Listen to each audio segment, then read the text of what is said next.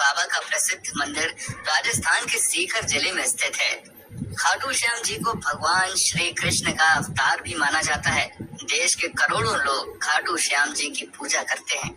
खाटू श्याम जी के मंदिर में हर वक्त भक्तों का तांता लगा रहता है और विशेष रूप से होली से कुछ दिन पहले सीकर जिले में खाटू श्याम जी का विशाल मेला आयोजित किया जाता है, जिसमें राजस्थान सहित अन्य प्रदेशों के श्रद्धालु भी बाबा के दर्शन करने आते हैं।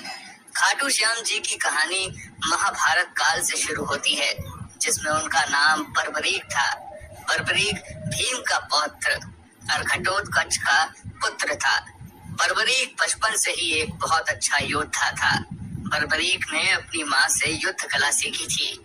बर्बरीक देवी शक्ति का बहुत बड़ा भक्त था। एक बार बर्बरीक ने देवी शक्ति की कठोर तपस्या की। बर्बरीक की कठिन तपस्या से देवी शक्ति वहाँ प्रकट हुई। आंखें खोलो पुत्र। प्रणाम माते। तुम्हारा कल्याण हो पुत्र। मैं तुम्हारी तपस्या से अति प्रसन्न हूँ। बोलो क्या वरदान चाहिए?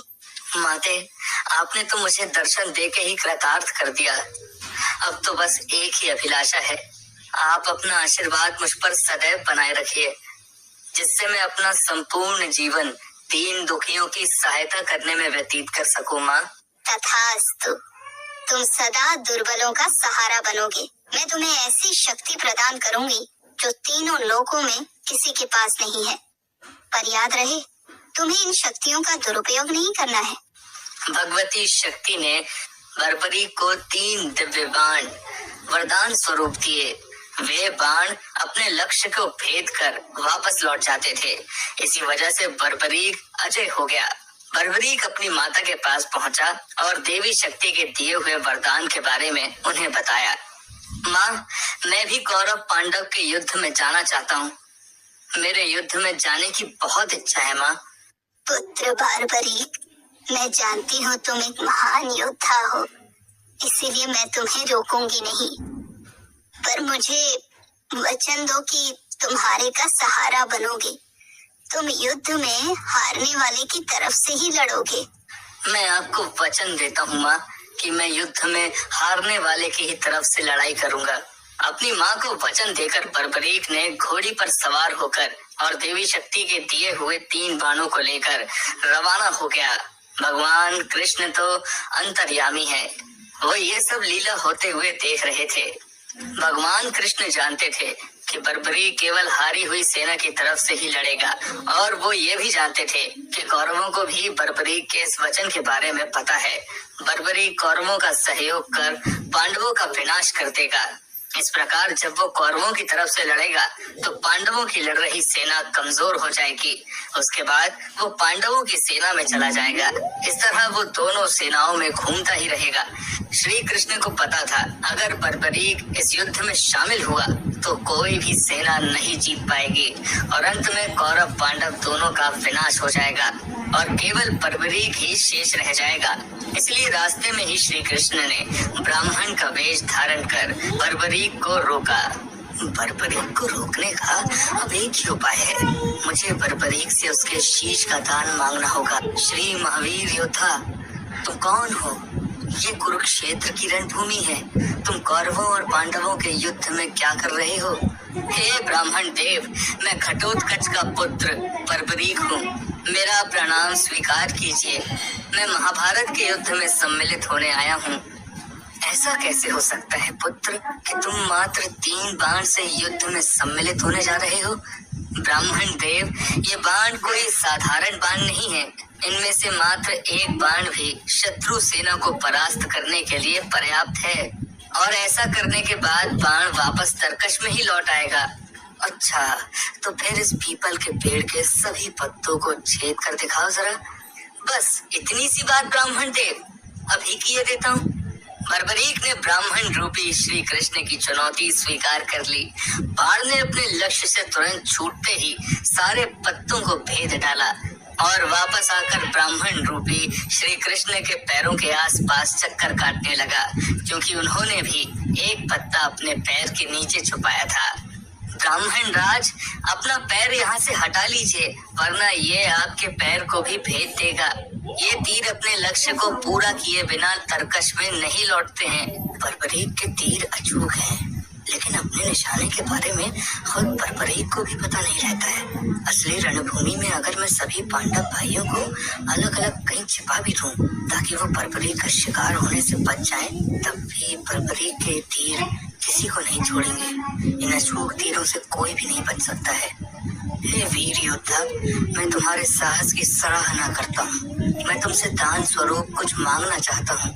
ब्राह्मण राज, अगर मेरे वश में होगा तो मैं आपकी इच्छा स्वरूप दान की अभिलाषा जरूर पूर्ण करूंगा।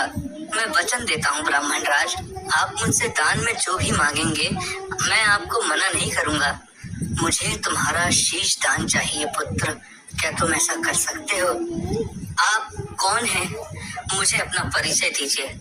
आप मुझे ब्राह्मण नहीं दिखाई देते, कृपया करके मुझे अपने वास्तविक रूप से अवगत कीजिए। बर्बरीक की प्रार्थना करने पर भगवान कृष्ण अपने रूप में आ जाते हैं। बर्बरीक उन्हें प्रणाम करता है। वासुदेव कृष्ण, आप स्वयं मेरे शीश दान की अभिलाषा हेतु आए हैं।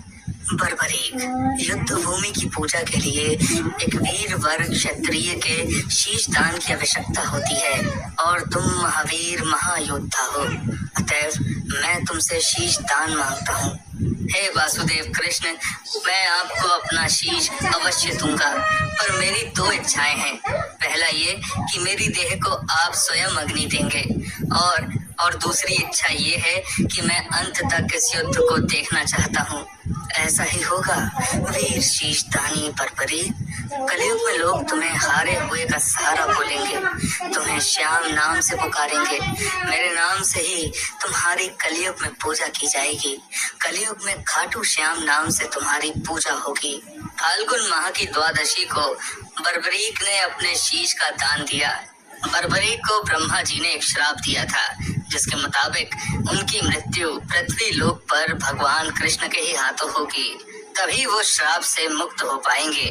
बर्बरीक का सर युद्ध भूमि के समीप ही एक पहाड़ी पर सुशोभित किया गया, जहां से बर्बरीक ने महाभारत का संपूर्ण युद्ध देखा। युद्ध की समाप्ति पर पांडवों में आपसी बहस होने लगी कि युद्ध में विजय का श्रेय किसको जाता है। इस पर श्री कृष्ण बोले, तुम सबको आपस में विवाद में पड़ने की कोई आवश्यकता नहीं है। बर्बरीक का शीश संपूर्ण युद्ध का साक्षी है, अतः उससे बेहतर निर्णायक भला कौन हो सकता है। ठीक है वासुदेव, फिर हम इस निर्णय को जानने के लिए बर्बरीक के पास ही चलते हैं।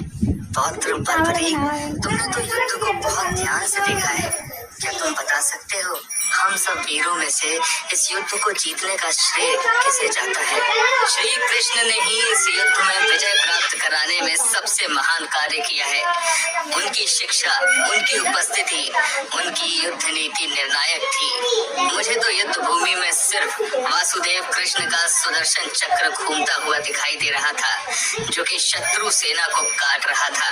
इस धर्म युद्ध को जीतने का संपूर्ण श्रेय भगवान श्री कृष्ण को ही जाता है। वीर बर्बरीक, तुम धन्य हो, तुमने बिल्कुल सही निष्कर्ष दिया है।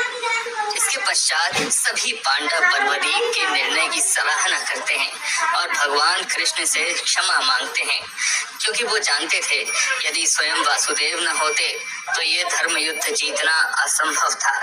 धर्म की विजय स्वयं वासुदेव कृष्ण के कारण ही हुई थी। भगवान कृष्ण के आशीर्वाद से बर्बरीक को कलयुग में श्याम नाम से